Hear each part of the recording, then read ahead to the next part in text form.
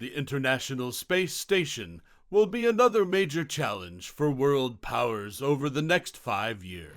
Unfortunately, Russia and the United States, which have been the pillar and powerhouse for most ISS operations, are no longer on the same page. Both countries have been operating the space station for years, and everything has been running smoothly between the two countries. However, since Russia invaded Ukraine and went against the stature of the European Union, these single Russia moves have changed the world economy and operations on the ISS. Russia and the US are now rivals, fighting for different interests to maintain their dignity. In today's video, let's find out why Russia wants to leave the ISS, collaborate with China, and create another brand new ISS from scratch. We will extensively discuss more on whether the ISS will survive without Russia. Stick around and let us ride together. The International Space Station, about the length of a football field and costs more than $100 billion,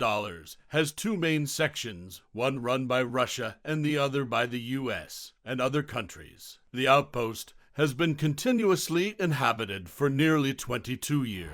It is used to test technology for a future mission to the Moon and Mars, and to do scientific research in zero gravity. It usually has a crew of 7 people who stay on the station for months. You may be wondering how they get food, but the truth is, food is usually stocked from Earth and transported to the ISS. The station orbits about 260 miles above Earth, and many people saw it as a sign of the partnership between Russia and the US after the Cold War. Some think that the International Space Station partnership, which now includes 15 countries, is the best renowned engineering concept humans have ever had.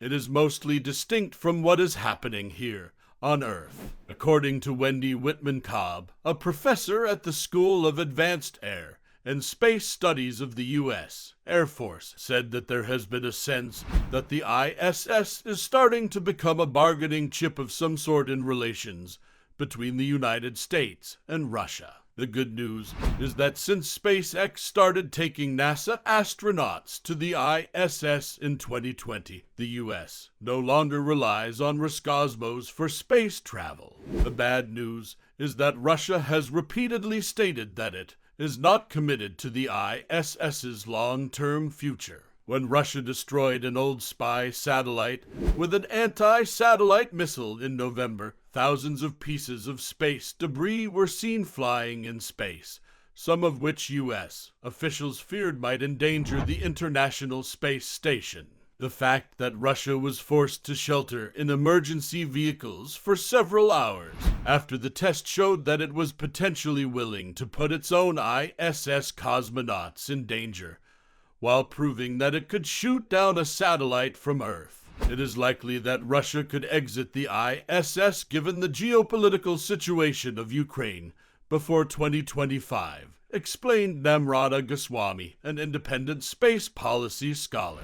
If Russia ends up leaving the ISS earlier than 2025 due to the Ukraine crisis, it will be difficult to quickly develop the Russian support cycle for the ISS. Plans are also changing for missions that will go farther into space. After Russia invaded Ukraine, Romania, Singapore, and Bahrain said they would join the Artemis Accords. Poland and Ukraine were among the 15 other countries that had already signed on to the principles put together by NASA. These principles are meant to guide how countries explore space. Roscosmos was supposed to send a robot to Mars this year with the ESA, but officials said that this is very unlikely to happen now.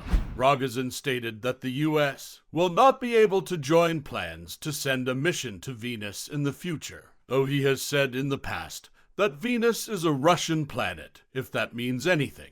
How can Russia wake up one early morning and decide to own Venus when they haven't yet landed on the planet? It means Russia will rival any space agency or country that wants to land on Venus first, and perhaps take over the planet. We have yet to determine how Russia's war with Ukraine might ultimately impact its collaboration with China's space program and the China Manned Space Agency. In the past few years, the two countries' space agencies have developed wide-ranging plans to work together in space, including an effort to build a base on the moon. Russia could also help CMSA finish building its own space station. It makes sense that CMSA would choose to work with Roscosmos instead of NASA. The U.S. has mostly kept China out of its work in space. A U.S. law from 2011 says that NASA can't work with China's space agency, and no Chinese astronaut has ever been to the ISS. This rule is a reminder that the ISS has never been as international as its name suggests. It has also given CMSA a lot of reasons to start its own space program. It still needs to be clarified how important the International Space Station is to Russia, but since they've decided to leave, they'll have to pack their bags and make the crucial move. Roscosmos wants to build its own national space station, which it hopes to finish by 2025. The Russian Space Agency has already started working on the first core module for the station. Again, Roscosmos may not be financially capable to fund their new ISS, even though we may think of Russia as a superpower, which have about 146 million populations. The Russia-Ukraine war have sunk a lot of money from the country's bank, and consequently, they will no longer be working with their yearly budget. Aside from SpaceX, other launch companies, such as India, wants to collaborate with Russia and build the ISS. Putin is getting into a lot of debt because of how much it costs to fight Ukraine, so it needs to be clarified if the Russian government can pay for any big space projects. Russia will have to replace all the military equipment it lost or used up in Ukraine, which is likely to take up a big part of their government budget. Even though they shouldn't leave the ISS, they will lose their position in space if they do, or else have to work with China as a junior partner. And now, NASA and SpaceX will find reasons to work without collaborating with other countries on important matters as the international projects. But a quitting threat like this from Russia usually happens when the U.S. tries to work with other countries instead of doing things themselves. 50 years ago, the United States went to the moon on its own, using less computing power than a cell phone. If Russia leaves the ISS, it will be an opportunity for the US, NASA, and SpaceX to show that they can do it without any other country. Even though it won't be easy, a man once said, "We will do this and other things, not because they are easy, but because they will change our lives." There's also the idea that the ISS is definitely getting old. It might need to be fixed up not only as a place for scientific research, but also for tourists to visit, a place to refuel, a research outpost, and anything else that could be useful to regular people on Earth. There must be a way to make something more modern and modular so that old parts can be thrown away when they are no longer needed.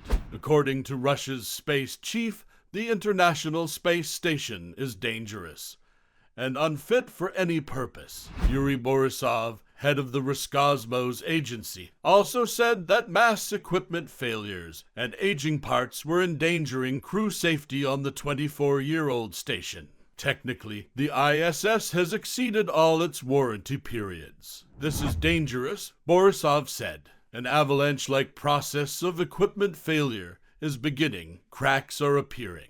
The International Space Station was launched in 1998 and has been continuously occupied since November 2000 as part of an American and Russian partnership that includes Canada, Japan, and 11 European countries. NASA, the United States Space Agency, wishes to keep it operational until 2030. Western sanctions against Russia could cause the International Space Station to crash, according to the head of Russia's space agency Roscosmos. As a result, the Russian segment of the station, which helps correct the station's orbit, could be affected, causing the 500-ton structure to fall down into the sea or onto land, according to the Roscosmos chief on a social media platform, Telegram.